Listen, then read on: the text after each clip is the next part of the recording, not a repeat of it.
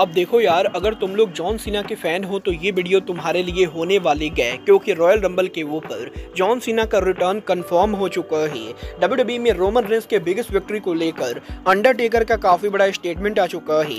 WWE पर Cody Rhodes के biggest draw बनने को लेकर बैक स्टेज से काफी बड़ी अपडेट आ चुकी है। तो गाइज वहीं डब्ल्यूडब्ल्यूई के अपकमिंग वीकली रॉ और स्मैकडाउन डब्ल्यूडब्ल्यूई कंपनी टेप करने वाली है। तो गाइज चलिए बिना किसी देरी के शुरू करते हैं इस वीडियो को। और सबसे पहले बात करेंगे एनएक्सटी के व्यूअरशिप की। गाइज यहाँ पर ये बात आप सभी को याद होगी, लास्ट वीक जब डब्ल्यूडब्ल्यूई का एनएक्सटी हुआ था तो शो को करीबन 6,19,000 व्यूअरशिप मिली। बड़ी हफ्ते जब डब्ल्यूडब्ल्यूई का एनएक्सटी हुआ तो शो की व्यूअरशिप लास्ट वीक के मुकाबले बढ़ चुकी है और इस हफ्ते डब्ल्यूडब्ल्यूई के एनएक्सटी शो को 6,31,000 व्यूअरशिप मिली है, जो लास्ट वीक के मुकाबले डेफिनेटली ज्यादा है। और इसीलिए व्यूअरशिप के मामले में इस हफ्ते का एनएक्सटी लास्ट वीक के मुकाबले बेटर रहा है। well, देखना दिलचस्प होगा कि नेक्स्ट वीक शो को कितनी व्यूअरशिप मिलती है। बट गाइज चलिए फिलहाल आगे बढ़ते और बात करते हैं डब्ल्यूडब्ल्यूई के अपकमिंग वीकली शो की। गाइज यहाँ पर ये बात तुम सभी लोगों को मालूम है, डब्ल्यूडब्ल्यूई के मेन रोस्टर के वीकली शो रॉ और स्मैकडाउन वीकली बेसिस के ऊपर हमेशा ही लाइव होते गए और यूएसए के अलग अलग अरीनास के अंदर डब्ल्यूडब्ल्यूई वीकली बेसिस पर उनके दोनों लाइव शो करती गए। बट अब यहाँ पर 2024 के अंदर डब्ल्यूडब्ल्यूई उनके काफी सारे रॉ और स्मैकडाउन को टेप करने वाले गए। गाइज यहाँ पर डब्ल्यूडब्ल्यूई कंपनी 22 नवंबर को जब उनका स्मैकडाउन करेगी तो डब्ल्यूडब्ल्यूई स्मैकडाउन के 22 नवंबर को लाइव जाने के बाद सेम अरीना के अंदर डब्ल्यूडब्ल्यूई उसके अगले हफ्ते के स्मैकडाउन को टेप करेगी। और बेसिकली 22 नवंबर को स्मैकडाउन के लाइव होने के बाद 29 नवंबर को जो स्मैकडाउन होगा वो स्मैकडाउन डब्ल्यूडब्ल्यूई 22 नवंबर को ही टेप करेगी। जिसके बाद की डब्ल्यूडब्ल्यूई कंपनी जब 13 दिसंबर को उनका लाइव स्मैकडाउन करेगी तो 13 दिसंबर को भी स्मैकडाउन के लाइव जाने के बाद डब्ल्यूडब्ल्यूई कंपनी 20 दिसंबर वाले स्मैकडाउन को टेप करेगी। और इसी के साथ 16 दिसंबर के ऊपर डब्ल्यूडब्ल्यूई का जब मंडे नाइट रॉ लाइव होगा तो 16 दिसंबर को रॉ लाइव जाने के बाद डब्ल्यूडब्ल्यूई उसके अगले हफ्ते के Monday night raw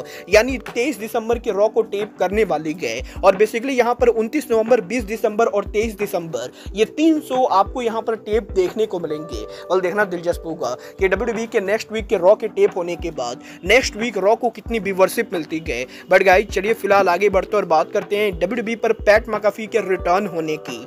well guys ये बात तो हम सभी लोगों को मालूम है कि पैट मैकाफी करंटली डब्ल्यूडब्ल्यूई के शो पर काम नहीं कर रहे गए, क्योंकि वो यहाँ पर एनएफएल के ऊपर कमेंट्री कर रहे गए। बट गाइज यहीं अब पैट मैकाफी ने उनके लेटेस्ट पॉडकास्ट के ऊपर डब्ल्यूडब्ल्यूई पर उनके रिटर्न होने को लेकर बात की। यहाँ पर पैट मैकाफी के लेटेस्ट शो के ऊपर उनसे जब ये पूछा गया कि क्या वो डब्ल्यूडब्ल्यूई के अंदर रिंग के अंदर दोबारा रिटर्न कर सकते गए, तो पैट मैकाफी जवाब देकर ये कहते गए कि वो यहाँ पर डेफिनेटली रिंग के अंदर रिटर्न कर सकते गए, बट वो यहाँ पर एक्चुअल मैच रेसल न करके बल्कि रॉयल रंबल के अंदर एंटर करना चाहेंगे। और क्योंकि डब्ल्यूडब्ल्यूई के सर्वाइवर सीरीज के बाद अगला पेपर-व्यू सीधे रॉयल रंबल होगा, तो इसीलिए यहाँ पर पैट मैकाफी का ये कहना है कि वो अगले साल 2025 के अंदर पॉसिबली एक बार फिर से रॉयल रंबल के अंदर एंटर करना चाहेंगे।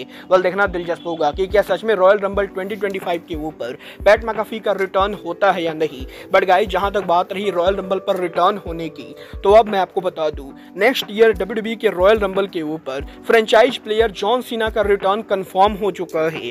गाइस यहाँ पर जॉन सीना ने खुद ये सोशल मीडिया पर अनाउंस कर दिया है कि वो यहाँ पर नेक्स्ट ईयर उनके करियर में आखिरी बार रॉयल रंबल में एंटर करेंगे। और सीना के डब्ल्यूडब्ल्यूई के 20 साल के लंबे करियर के अंदर सीना के काफी सारे रॉयल रंबल में एंटर करने के बाद अगले साल जब सीना उनका रिटायरमेंट लेंगे तो वो लास्ट टाइम रॉयल रंबल के अंदर एंटर करने वाले गए। और देखना दिलचस्प होगा कि नेक्स्ट ईयर सीना के लास्ट रॉयल रंबल के ऊपर क्या यहाँ पर सीना रॉयल रंबल को जीतकर रेसलमेनिया मेन इवेंटर बनते हैं या नहीं। बट गाइस जहां तक बात रही रेसलमेनिया की, तो गाइस यहीं अब डब्ल्यूडब्ल्यूई के डेड मैन अंडरटेकर के लेटेस्ट शो के ऊपर अंडरटेकर ने लास्ट ईयर के रेसलमेनिया को लेकर बात की। यहां पर अंडरटेकर का ये कहना है कि रेसलमेनिया 39 पर रोमन रेंस का कोडी रोड्स को बीट करके टाइटल को रिटेन करना डब्ल्यूडब्ल्यूई कंपनी का अब तक का ग्रेटेस्ट डिसीजन था, क्योंकि अंडरटेकर ये बिलीव करते गए कि अगर यहां पर लास्ट ईयर रेसलमेनिया 39 के ऊपर रोमन ने कोडी को बीट नहीं किया होता तो आज यहां पर ना तो रोमन रेंस इतने बड़े स्टार होते और ना ही कोडी रोड्स इतने बड़े स्टार होते।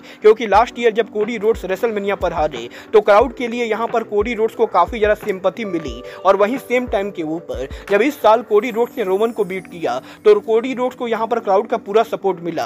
और अब यहाँ पर रोमन रेंस के बेबी फेस बनने के बाद भी क्राउड यहाँ पर रोमन रेंस को पूरा सपोर्ट दे रहे गए। और अंडरटेकर ये बिलीव करते गए कि अगर यहाँ पर लास्ट ईयर ही कोडी ने रोमन को बीट कर दिया होता तो आज यहाँ पर कोडी और रोमन दोनों को क्राउड इतना सपोर्ट नहीं करती। वेल मैं यहाँ पर अंडरटेकर की बात से काफ़ी हद तक एग्री करता हूँ। बट गाइज जहाँ तक बात रही कोडी रोड्स की, तो गाइज अब मैं आपको बता दूँ WWE के अंदर रोमन रेंज, सीएम पंक सहित काफ़ी सारे पॉपुलर रेसलर होने के बाद भी कोडी रोड्स यहाँ पर WWE के अब तक के सबसे बड़े ड्रॉ बन चुके गए। गाइज यहाँ पर पिछले 1 महीने के अंदर WWE के अंदर और सभी रेसलर्स ने जितनी मर्चेंडाइज बेची गए, कोडी रोड्स ने उन सभी के मुकाबले सबसे ज़्यादा मर्चेंडाइज बेची गए। और शॉकिंग बात यह है कि सीएम पंक और रोमन रेंज दोनों जितनी मर्चेंडाइज बेच रहे गए, कोडी रोड्स दोनों को मिलाकर भी उसके ज़्यादा मर्चेंडाइज बेच रहे गए। और ना कि सिर्फ WWE के ऑफिशियल वेबसाइट के ऊपर, बल्कि कोडी रोड्स यहाँ पर ऑफलाइन भी काफ़ी सारे मर्चेंडाइज बेच रहे गए। और ये कहना बिल्कुल भी गलत नहीं होगा कि कोडी रोड्स यहाँ पर ऑलरेडी रोमन रेंज और सीएम पंक को पीछे छोड़कर